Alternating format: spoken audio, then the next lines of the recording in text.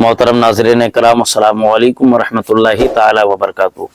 हज़रात, आज हम इस वीडियो में सीखेंगे कि वज़ू करने का सही तरीक़ा क्या है और वज़ू कैसे किया जाता है, वज़ू में किन किन बातों का ख्याल रखना ज़रूरी है।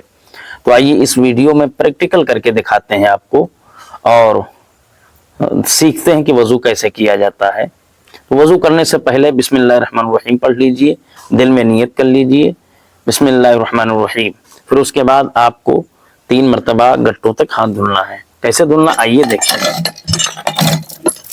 आप इस तरीके से 3 मरतबा अपने हाथों को गट्टों तक धुल लीजिए, अच्छे से धुल लीजिए। फिर उसके बाद 3 मरतबा कुल्ली करना है, ऐसे कि हलक के नीचे या दांतों में कोई चीज अगर अटकी या चिपकी हो वो हट जाए, ऐसे कर लीजिए। और अगर आप रोजे से ना हो तो गरारा भी कर लीजिए। अगर रोजे से हो तो गरारा करने की जरूरत नहीं है। 3 मरतबा कुल्ली करना है। कैसे करेंगे देखिए।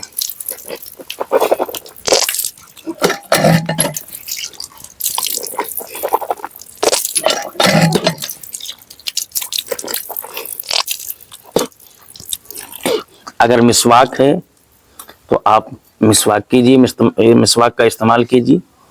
और अगर मिसवाक नहीं है तो सिर्फ हाथ की उंगली से, दाहिने हाथ की उंगली से आप सिर्फ अपने दांतों को साफ कर लीजिए।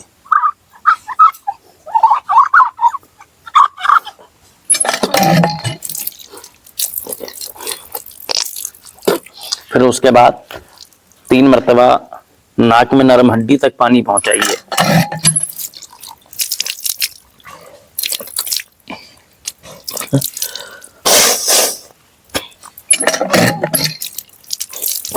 और बाएं हाथ की ये छोटी वाली उंगली, इसे नाक के अंदर आप डालिए और अच्छे से साफ कीजिए।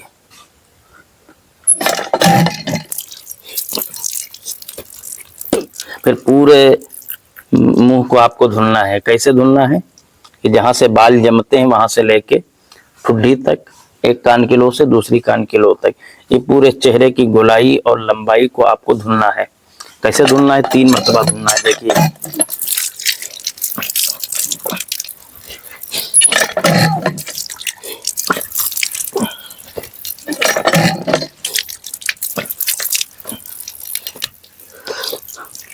ये 3 मरतबा हो गया।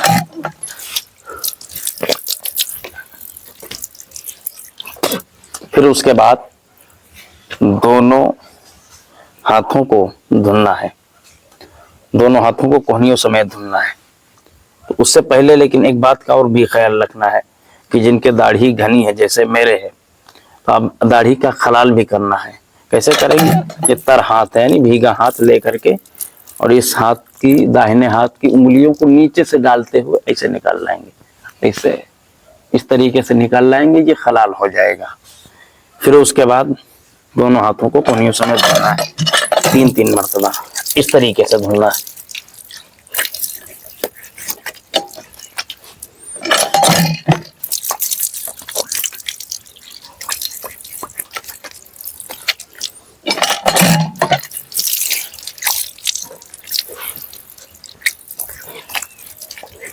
ये हो गया, हाथ धुल गया।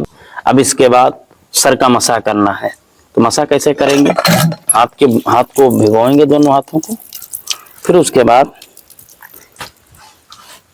दोनों हाथों की 3-3 उंगलियों को देख लीजिए, इस कलमे वाली उंगलियों को छोड़ करके, अंगूठे को छोड़ करके, इन 6 उंगलियों को ऐसे आपस में मिला लेंगे। देखिए, इस तरीके से मिलाने के बाद पेशानी पे रखेंगे और याद रहे कि ये हथेली दोनों ले जाते समय ना लगे, ना अंगूठा लगे, ना ये कलमे वाली उंगली लगे। इस तरीके से आप रखेंगे पेशानी पे और पीछे की तरफ लेके चले जाएंगे।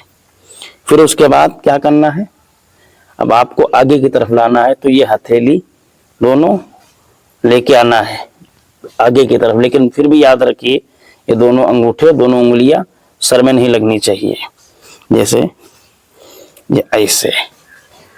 अब उसके बाद कलमे की उंगली से कान के अंदर का मसा करेंगे ऐसे, और अंगूठे से कान के बाहर का मसा करेंगे इस तरह से। फिर ये हाथ की पीठ बच गई, तो इसका गर्दन का मसा कर लेंगे ऐसे।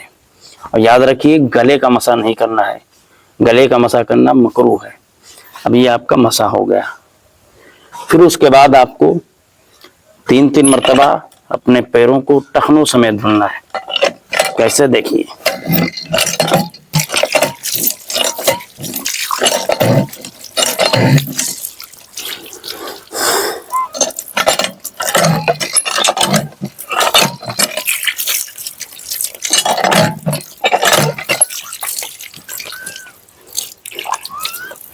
ये हमने अच्छे से धुल लिया।